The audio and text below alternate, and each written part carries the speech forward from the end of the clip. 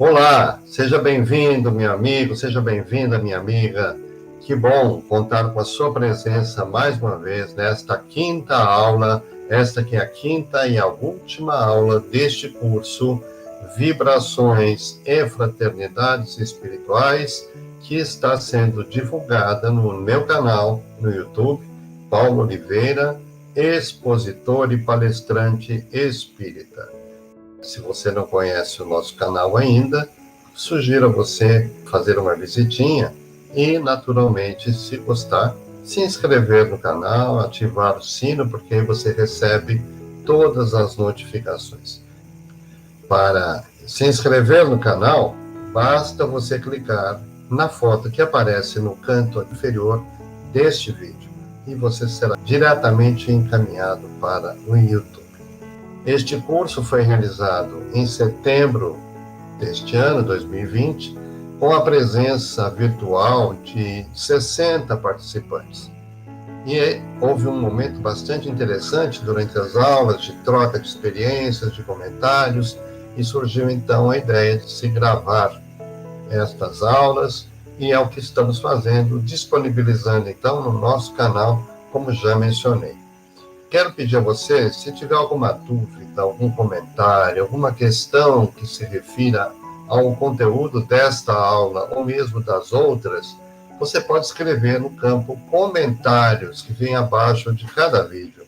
Escreva aí para que todos nós tenhamos então acesso à sua dúvida e posteriormente à resposta que darei em função da sua pergunta. Portanto, escreva.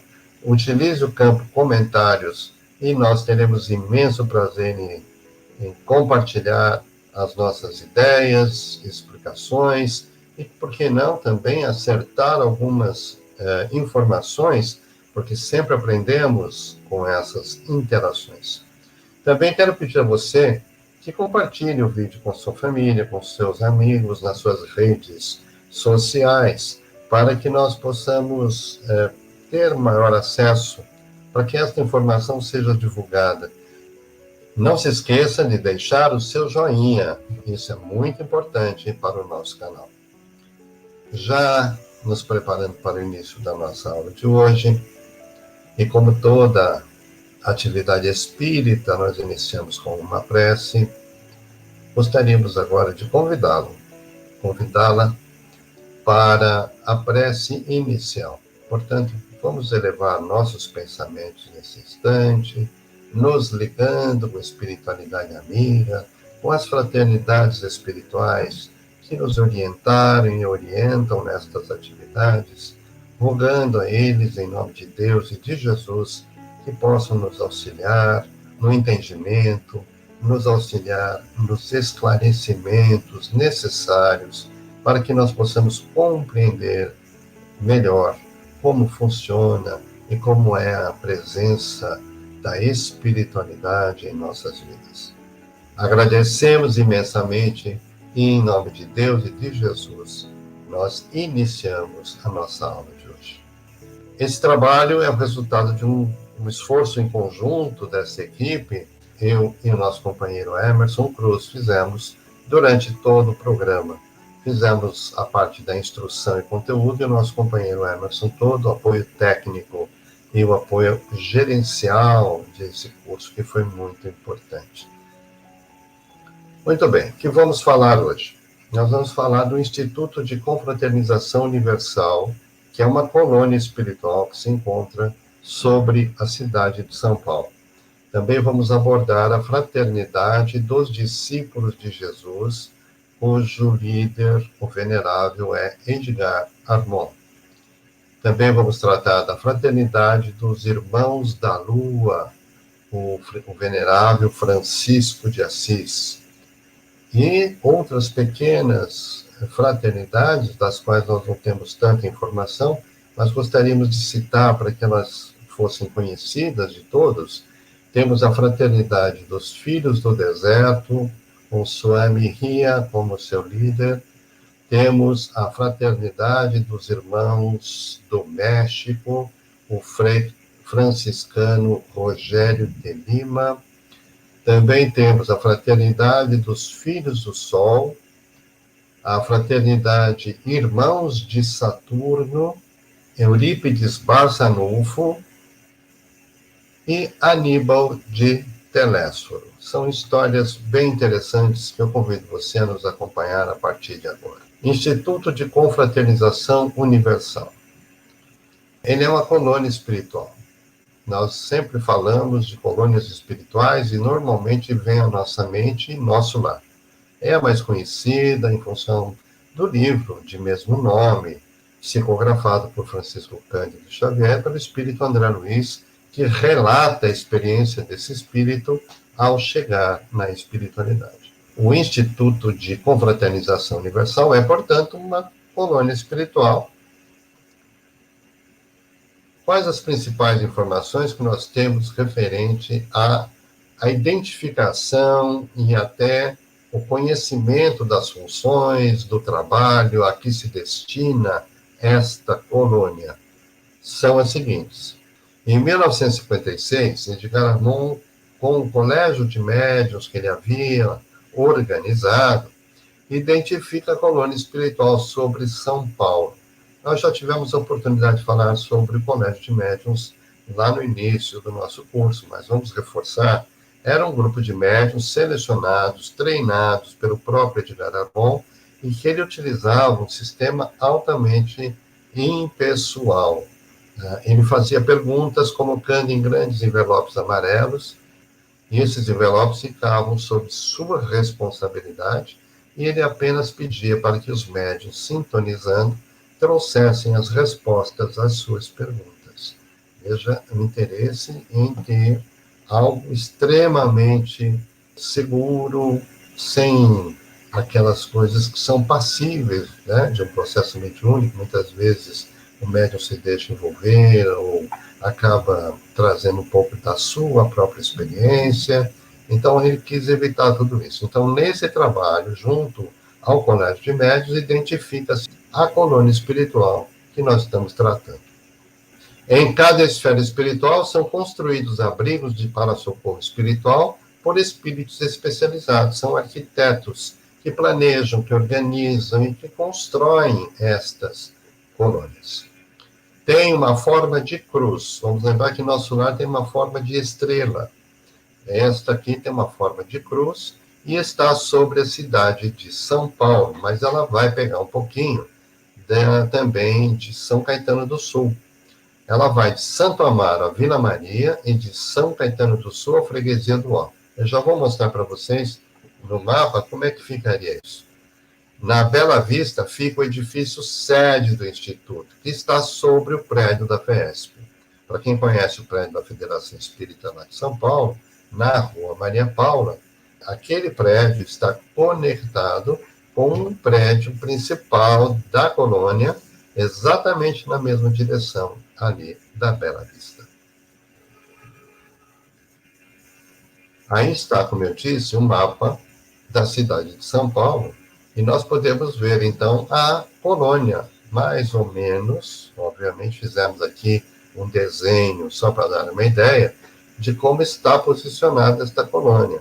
Então, nós vamos ver lá, no topo da cruz, Freguesia do Ó, aos pés da cruz, São Caetano, e à esquerda, Santo Amaro, e à direita, Vila Maria, e o pontinho central, o pontinho vermelho, é onde está o prédio central da colônia. Vamos ver que ela é imensa.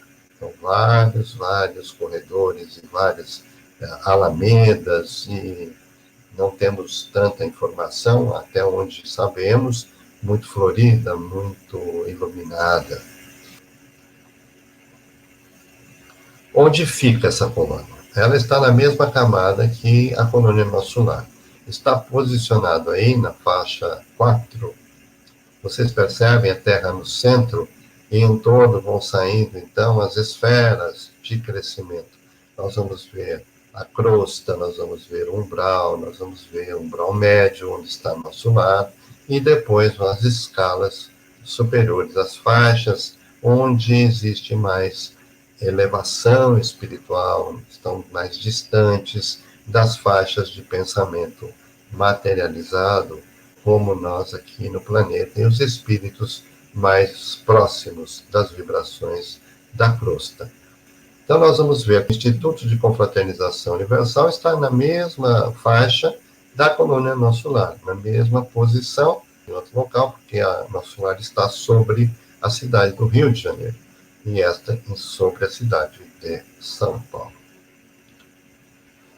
Como se constitui, então, esse edifício sede? Aquele pontinho vermelho que fica no centro da colônia e que se liga ao prédio da Federação, aqui em São Paulo, na Bela Vista. O edifício conta com 5 andares em meio a um grande jardim. Existe a entrada por um portal que está sempre aberto, ele é para um grande salão, na verdade, com 2 portas laterais e uma ao centro, sobre um patamar. A porta do meio, ela leva a um salão redondo, cercado de vitrais. É um salão que a dona Marta descreve, porque ela viveu essa experiência em desdobramento espiritual, ela esteve na colônia, e ela observou exatamente isso que está sendo descrito e que está em seu livro, Instituto de Confraternização Universal e as Fraternidades do Espaço.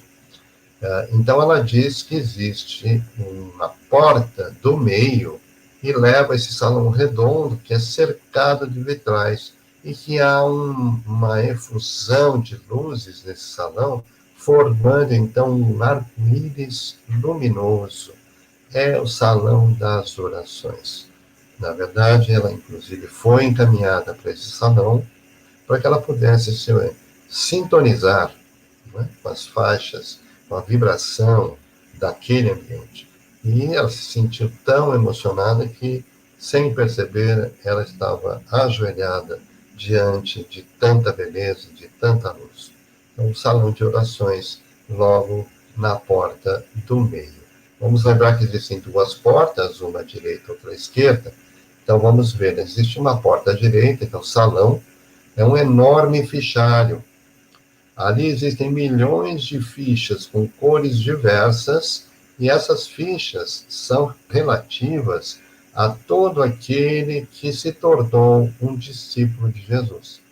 Seja fazendo o curso Aprendizes do Evangelho, ou fazendo a sua reforma íntima.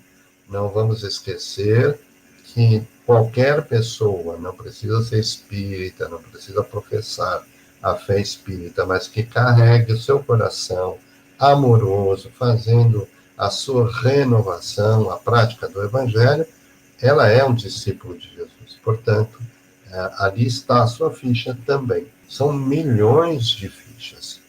E essas fichas são atualizadas anualmente, com ações da espiritualidade. Eles comparecem periodicamente nos trabalhos, nas aulas, nas nossas atividades, e nos filmam. E filmam a nossa história. Isto é registrado em cada uma das nossas fichas individuais. E essas fichas, portanto, vão sendo atualizadas anualmente, e elas vão ficando mais coloridas e mais luminosas na medida em que o discípulo está se dedicando em sua tarefa, está aprimorando-se no estudo, dedicando-se à tarefa da caridade e da divulgação do Evangelho. No salão da esquerda ficam, então, os responsáveis pelo desenvolvimento das comunicações. Existem nesse salão da esquerda, inclusive, muitos equipamentos que permitem essa comunicação.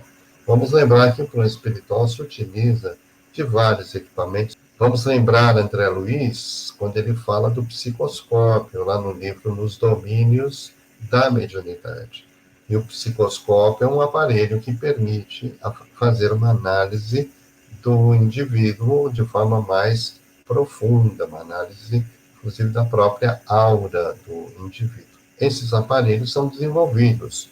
E com o passar do tempo, aqui no planeta Terra, nós vamos desenvolvendo a tecnologia, porque o que existe na espiritualidade acaba chegando a todos nós, dependendo, obviamente, do nosso grau de possibilidade de evolução. Como eu disse, então, no salão da esquerda ficam esses responsáveis pelas comunicações com o mundo material, com o mundo encarnado. Muito bem, continuando com esse edifício, com essa estrutura, aí vamos citar os aparelhos eletrônicos que a gente acabou de falar.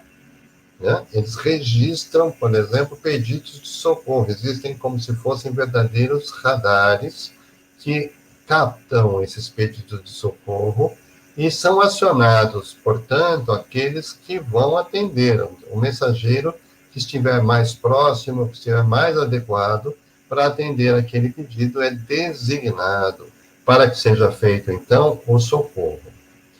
Nós vamos ter a estrutura da seguinte forma: no primeiro andar, trata-se de casos de doença, casos de problemas de saúde, que está sob a direção do irmão Pasteur.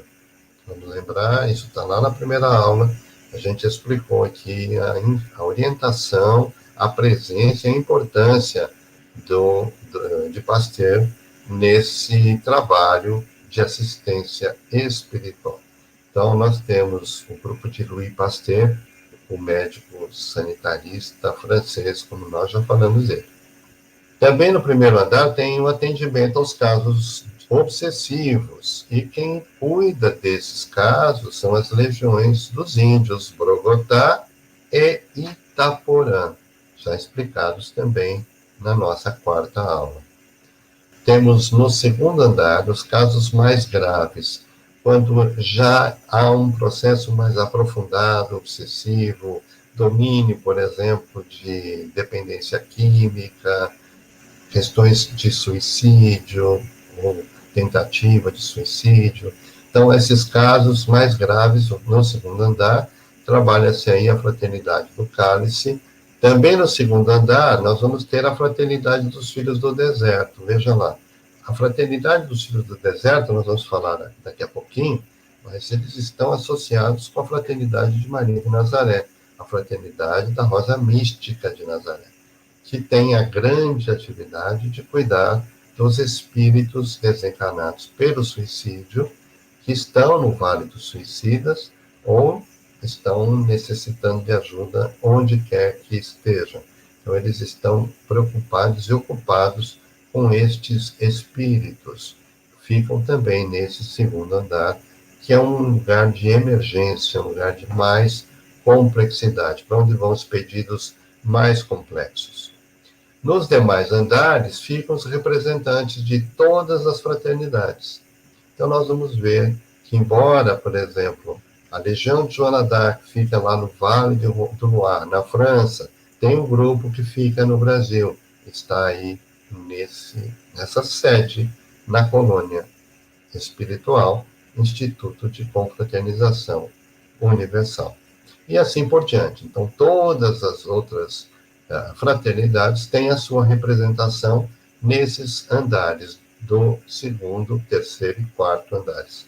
No quinto andar, existe um grupo de supervisão, é o responsável, onde fica, inclusive, o Dr. Bezerra de Menezes, que responde por todo esse trabalho. Não é? Ele é a Fraternidade dos Humildes, está presente nessa colônia, e ele é o dirigente da Fraternidade dos Humildes.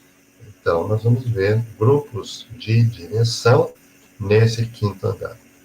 Recebem e classificam as vibrações e colocam em jarros. Nós já tivemos a oportunidade de comentar isto. Quando há o processo de vibração, já nos foi até orientado pelo próprio Dr. Bezerra de Menezes, são postados jarros translúcidos ao lado dos encarnados, e toda aquela doação vibratória é depositada nesses jarros. Esses jarros são levados para a espiritualidade, e lá essas vibrações são tratadas, são classificadas, para que elas possam ser levadas aos confins do mundo, onde quer que haja a necessidade. Do lado direito do edifício sede, existe um departamento também, que é chamado de atendimento e seleção. Esse departamento está muito ligado, tanto à federação quanto às casas espíritas. Por quê? Eles vão fazer um trabalho de ajuda mais direta para as casas espíritas e na própria federação, para que haja auxílio àquele que está mais necessitado. São sempre para ajuda ao próximo. Então, eles fazem esse trabalho de seleção dos pedidos, seleção dos casos, para que eles sejam atendidos. Nos braços da cruz encontram-se escolas de aprendizes do Evangelho. Então, ao longo de todo o formato de cruz, existem alamedas com várias escolas formando os alunos espirituais. E quando nós temos as aulas presenciais aqui no planeta Terra, né, em São Paulo, mesmo pela internet, com essa questão da pandemia, estes alunos também são trazidos para que possam acompanhar as aulas e fazer as suas reflexões. Veja a importância da escola de aprendizes do Evangelho. O atendimento aos espíritos infantis é feito especialmente na Casa Anália Franco, que é uma instituição dentro da colônia que atende especificamente esses espíritos que ainda se apresentam em forma infantil. Está situada na região do bairro da Vila Formosa. Se você tem alguma dúvida, algum comentário, algo a acrescentar sobre a instituição, você pode fazer o seu comentário agora mesmo, aí no campo dos comentários abaixo do vídeo. Muito bem, vamos falar agora da fraternidade dos discípulos de Jesus. Essa foi uma fraternidade que começou com os encarnados. Quem criou essa fraternidade foi o Edgar Armon, encarnado ainda, por orientação do espírito Razin.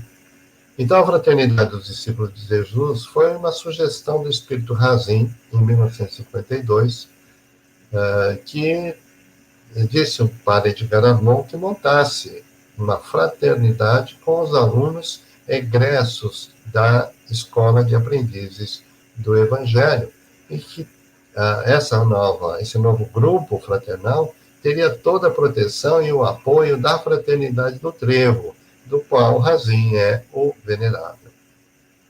Vamos lembrar que a Escola de Aprendizes do Evangelho surgiu em 1950. Então, nós temos, na época, tínhamos 3 níveis na Escola de Aprendizes. O primeiro ano, os aprendizes, o segundo ano, os servidores, e o terceiro ano, que foi em 1952, teria aí a condição de serem discípulos. Porém, Edgar Armon não permitiu que os alunos fossem elevados a essa categoria de discípulo nesse ano de 52. Eles passariam por um período probatório, e somente quando a espiritualidade achasse que eles estavam prontos, aí sim eles receberiam, então, a nomeação, né, de discípulos de Jesus. E foi interessante porque em 4 de março de 1954, estava na Federação Espírita do Estado de São Paulo o nosso querido Divaldo Franco. Ele estava iniciando aquela sua construção da Mansão do Caminho, com aqueles projetos imensos, né, que ele tinha, que hoje é uma realidade, mas ele estava recorrendo a vários grupos no Brasil inteiro, buscando ajuda, auxílio para a construção daquela Mansão do Caminho. E ele estava, então, na federação. Quando ele chega, ele vê o espírito Razin e não fala nada. E numa reunião, ele, então, recebe uma mensagem de Razin, dizendo que é um momento de que esses alunos passassem a condição de discípulos. Então, após algum tempo, 2 anos, basicamente, é que houve a instituição dessa fraternidade. Bom, a partir daí, acabou se formando um grande contingente de pessoas que passaram pelos cursos, especialmente o de aprendizes do Evangelho, formando um contingente bastante grande no campo material, no mundo material. Então, muitos encarnados que terminavam o curso e que eram automaticamente promovidos Com o passar do tempo, os desencarnes foram acontecendo, como é natural, e esses espíritos, então, começaram a formar no mundo espiritual a fraternidade dos discípulos de Jesus. Aqueles, obviamente, que estavam em condições para fazer parte dessa fraternidade. Vamos dizer que não é pelo fato de eu ser um discípulo de Jesus na matéria, encarnado, que ao desencarnar, automaticamente eu estou na fraternidade espiritual. Há que existir algum critério, e o critério é de aplicação do Evangelho, de melhoria, de aprimoramento, de reforma interior. Assim foi fundada, então, a Fraternidade dos Discípulos de Jesus, e como foi protegida, apoiada, amparada ao longo de 2 anos pela Fraternidade do Trevo, então, se instituiu o Trevo com as 3 letras FDJ, Fraternidade dos Discípulos de Jesus. E em 1982, Edgar Armond se encarnou, e quando foi em 1992, portanto 10 anos após o desencarne de Edgar Armond, foi feita uma comemoração pelos 40 anos da fundação da Escola de Aprendiz do Evangelho, que aconteceu na sede da FESP, em São Paulo, no Salão Dr. Bezerra de Menezes, no auditório, e juntamente com a Aliança Espírita, USE, grupos espíritas, era realmente uma festa muito interessante, muitos representantes. E nesse local, nesse dia, a dona Marta, conseguindo naturalmente entrar em sintonia pela sua clarividência, vê que Edgar Armond foi então investido na função de líder da fraternidade dos discípulos de Jesus, recebendo então um trevo dos emissários de Maria de Nazaré. Entregaram a Edgar Armond esse trevo com essas letras FDJ, que todos nós utilizamos na matéria, mas na espiritualidade também. Todos os membros da fraternidade se apresentam com esse trevo em suas vestimentas. Portanto, foi esse um momento de grande emoção em que Edgar Armond começa, então, a coordenar na espiritualidade essa fraternidade da qual todo aquele que fez o curso e que faz a sua reforma íntima e que se dedica à prática do Evangelho estará naturalmente inscrito. Vamos em frente. Agora a Fraternidade dos Irmãos da Lua é uma fraternidade muito interessante, que é coordenada por Francisco de Assis. Francisco de Assis é o Venerável, é composta basicamente por irmãos que atuaram junto a Francisco de Assis, ou que têm uma afinidade muito intensa e um nível espiritual muito importante, muito elevado, para atuar junto aos trabalhos que essa fraternidade desempenha. Eles se apresentam como seres alados. Eles aparentam ter asas e são prateados, apresentam uma luminosidade prateada. E utilizam-se de um hábito franciscano em homenagem a Francisco de Assis, naturalmente. Então, nós vamos perceber que isso é uma apresentação do Espírito. Não vamos dizer que o Espírito tem asa, eles se mostram assim, como nós já explicamos na aula passada, eles se mostram como um índio, como um preto velho, como um soldado das cruzadas, porque isso lhes permite serem identificados. Então, é assim que eles se mostram, como seres alados, luminosos, numa tonalidade prateada. Por isso, o nome Irmãos da Lua, por estarem próximos, inclusive, deste satélite da Terra. Nós vamos ver que a sua colônia espiritual é muito próxima da região da Lua. Qual é a responsabilidade que eles primordialmente executam? É visitar os vales de sofrimento, o umbral e as trevas.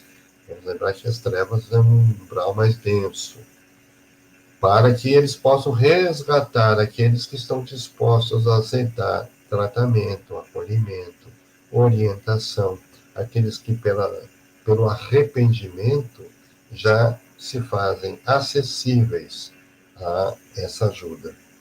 Então, eles resgatam esses espíritos que estavam em sofrimento e esses resgatados são enviados para albergues localizados sobre as casas espíritas. Veja que interessante. Nós ficamos imaginando a casa espírita só mais na parte material, mas sobre as casas espíritas, ligados a estas colônias espirituais, existem albergues de atendimento para que possam ali estar esses espíritos que, de alguma forma, vão receber as vibrações emitidas pelas essas casas espíritas, para que, naturalmente, eles possam ser assistidos. E também, esses irmãos da Fraternidade Irmãos da Lua, eles se utilizam também dessas vibrações para poderem densificar o seu próprio perispírito, para que eles possam fazer esse atendimento, porque eles têm um grau de elevação muito superior. O seu perispírito ainda é mais etéreo, então eles precisam estar mais visíveis, mais próximos daquela dimensão na qual eles atuam. Por isso, essas vibrações são importantes. Veja, gente, quando a gente faz vibração, a gente fica imaginando que a gente só vibra para aquela pessoa que a gente pediu, a gente colocou o nome na lista, né? Não, essas vibrações são imensamente utilizadas em diversos níveis e padrões que a gente não faz ideia. Por isso a importância da seriedade, de estarmos presentes integralmente na reunião, fazendo o possível para prestar atenção na palestra, porque é na palestra que já se inicia a doação. E depois no roteiro de vibrações, onde se complementa a tarefa que estamos ali realizando. Muito bem, essa é pouca coisa que nós temos da Fraternidade dos Irmãos da Lua, mas vamos agora para a próxima fraternidade, que é a dos Filhos do Deserto, aquela que eu mencionei agora há pouco, que trabalha junto a Maria de Nazaré, ajudando também junto aos suicidas. A Fraternidade dos Filhos do Deserto tem um venerável que se chama Swami Ria. Na verdade, essa é uma das reencarnações daquele rei mago, ou aquele sábio, que visitou Jesus e que levou a ele mirra, que é Melchior ou Melchor. Ele foi um rei mago, um sábio, né? Esse rei mago levou, então, incenso e mirra a Jesus. Nós vamos lembrar que rei mago tem um sentido de sábio, tem a ver com serem sábios, estudiosos, conhecerem toda a informação que era possível ter a respeito da vinda desse Messias. Vamos lembrar Emmanuel em A Caminho da Luz, que quando Jesus recebe os espíritos capelinos exilados de um planeta, da estrela Capela, ele fala a esses espíritos dizendo: eu mesmo, no futuro, irei levar a mensagem do Evangelho e do amor. E isto fica registrado na memória desses espíritos. Por isso que essa ideia do Messias, ela vai despontar em diversos momentos e locais em nosso planeta. Por isso, esses magos sabiam, tinham essa informação que ficou registrada na sua intuição, que foram registradas por pessoas ao longo dos séculos, em livros, manuscritos, que acabaram, então, sendo estudados e divulgados. Reencarna como Swami Ria na região do deserto do Saara. E aí, a partir do momento em que ele desencarna, então, como Melchior, ele começa a trabalhar já na espiritualidade, retorna à matéria e, na região do deserto do Saara, ele vai, então, atuar intensamente. Após o seu desencarne, ele forma, então, essa fraternidade, que é composta por aqueles que se dispuseram a trabalhar pelo bem.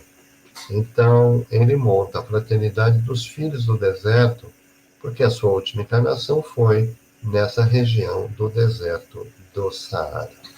E ele se apresenta a Maria de Nazaré com um contingente de milhares de servidores que se colocam, então, para apoiar a fraternidade da Rosa Mística, protegendo aqueles que buscam socorro, vítimas de aflição.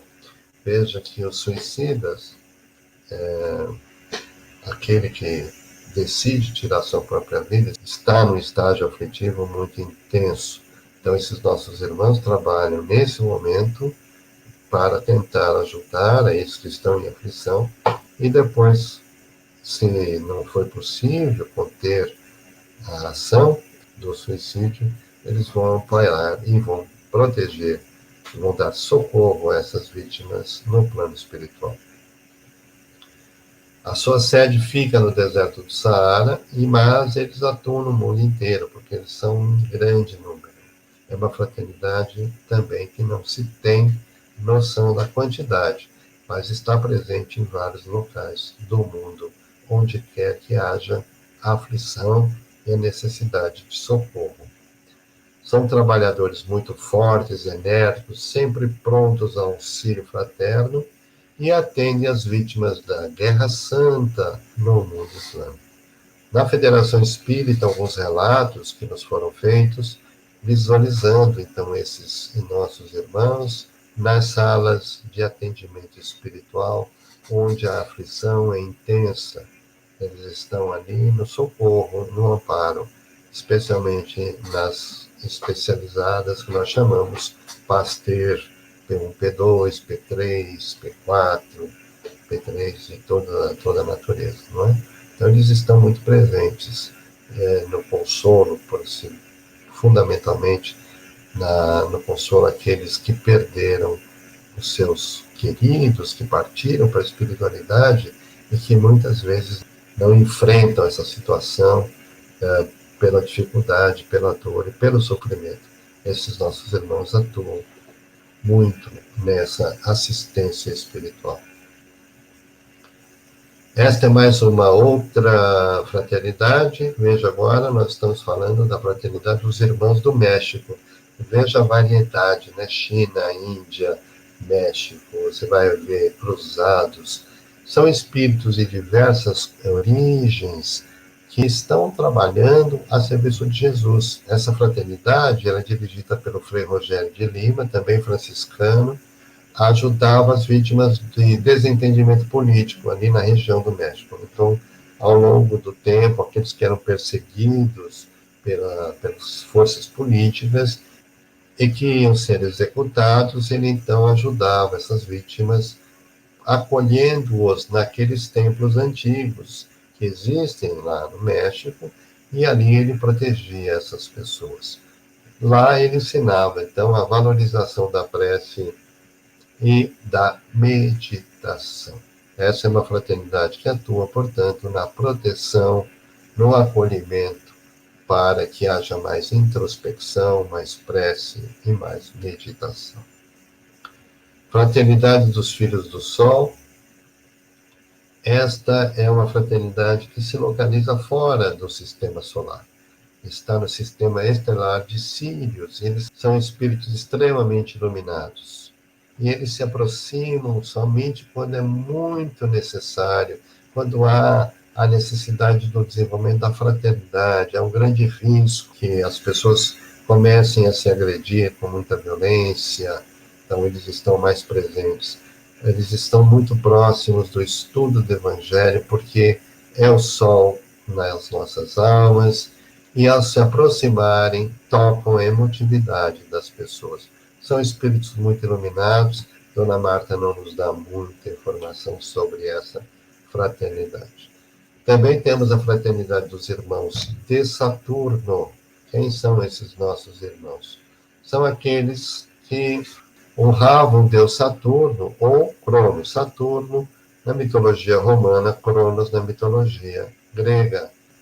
Havia, em homenagem a esse deus, algumas festas chamadas de Saturnais, que havia muita licenciosidade, muita exploração sexual, muita comida, bebida.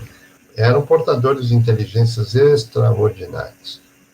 Com o passar do tempo, na espiritualidade, eles passam a se interessar em estudar o eletromagnetismo, fazendo estudos nesse sentido, criando aparelhos para purificação mental, exames espirituais. São espíritos que estão construindo equipamentos e instrumentos que nos ajudam a entender melhor a cada um dentro do seu processo de trabalho.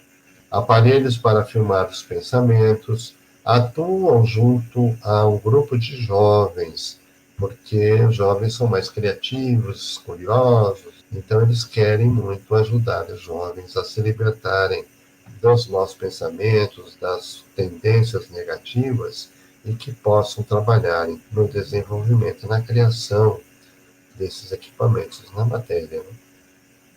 Colaboram no desenvolvimento da ciência e pesquisa, natureza e ciência a serviço da evolução espiritual. Temos agora o grupo do Eurípides Barçanufo, que está sendo chamada de Fraternidade do Coração, trabalha com curas física e espiritual, estão presentes nos hospitais, nas escolas, nas casas espíritas, e eles se apresentam como ele, na verdade, né, o Eurípides Barçanufo, que é o líder dessa fraternidade, desse grupo, ele se apresenta com calça e túnica brancas, com um coração estampado do lado esquerdo do peito. Busca criaturas dispostas a pôr em prática o seu método de trabalho. E conforme eles vão se adaptando, vão adquirindo, então, as vestes semelhantes às do Eurípides Barçanufo. Há um grupo de 7 entidades, juntamente com Eurípides, que está formando esse novo grupo fraternal, conhecido, então, como Fraternidade do Coração. E o seu lema é: pelo muito que vos amardes, é que sereis reconhecidos como meus discípulos. E nós vamos encerrar esta aula de hoje falando de Aníbal de Telésforo. Então, é esse menino colocado no colo por Jesus quando ele ensinou: deixai vir a mim os pequeninos. Tinha mais ou menos 10 anos de idade naquela época, acompanhou o cortejo de Jesus até o Calvário e ele torna-se mensageiro que avisava os discípulos sobre as perseguições que estavam sendo realizadas. Ele foi preso, foi identificado e foi apedrejado um ano após a crucificação de Jesus. Ele é recebido no plano espiritual e ele vai preparar-se para propagar o amor. E ele está sempre atuando. E tem um grupo que se chama Grupo dos Servidores de Jesus, com Aníbal. A fisionomia dele é de adolescente, mas ele tem a estatura de adulto. Ele manteve os traços fisionômicos da época em que ele encontrou Jesus. Atua no socorro aos suicidas e acidentados. Veja, mais um grupo atuando junto aos suicidas. Após o encerramento das atividades durante o dia, né, a federação tem uma atividade intensa. À noite, tudo se fecha materialmente, mas é aí que os espíritos utilizam, inclusive o salão do Dr. Bezerra de Menezes, para distribuir os casos de atendimento e utilizando todas as salas. Né? Quem ajuda nessa tarefa de atendimento a esses necessitados, esses espíritos necessitados, é a Fraternidade dos Discípulos de Jesus. Há muitas outras fraternidades que a gente pode citar aqui, mas não temos muita informação. Temos a Fraternidade dos Ismaelitas, que trabalha na harmonização da Terra, tem a Fraternidade da Esperança, sob orientação do venerável irmão Luiz, que é um médico, a sua sede também em nosso lar, e trabalham para a recuperação de espíritos sofredores das trevas. A Fraternidade dos Ucranianos tem uma atuação mais específica ali na região da Rússia, da Ucrânia, e ela surgiu logo após a Segunda Grande Guerra, e eles se dedicam muito aos fenômenos físicos, recorrem muito às vibrações, aos fluidos e ao ectoplasma, que são fornecidos em nossas atividades espirituais. Há 3 outras, que é a Fraternidade dos Norte-Americanos, a Fraternidade do Calvário e a Fraternidade do Irmão Lucas, mas infelizmente a literatura só cita e não dá nenhum detalhe sobre elas. E assim nós concluímos a nossa última aula. Espero que você tenha gostado. É bastante coisa para a gente falar, por isso corri um pouquinho com a informação, mas é bem interessante. Mas se você se interessou mesmo, existem 2 livros, o Instituto de Confraternização Universal e Fraternidades do Espaço, e a História das Fraternidades, escritos pela dona Marta Galego Thomas. Chegou o nosso momento de encerrarmos, e todo o trabalho espírita nós encerramos sempre com uma prece, e nós agradecemos imensamente a oportunidade dessa tarefa, deixando aqui as nossas melhores vibrações de amor e paz, de equilíbrio para todo o nosso planeta Terra, para todos aqueles que sofrem, para aquelas famílias que estão em desarmonia, para aqueles que estão sofrendo do corpo e da alma, possam receber nesse instante toda ajuda e todo amparo. Agradecemos a espiritualidade por toda ajuda, agradecemos a Deus, que possamos nos encontrar em outra oportunidade. Muito obrigado, que Jesus te abençoe.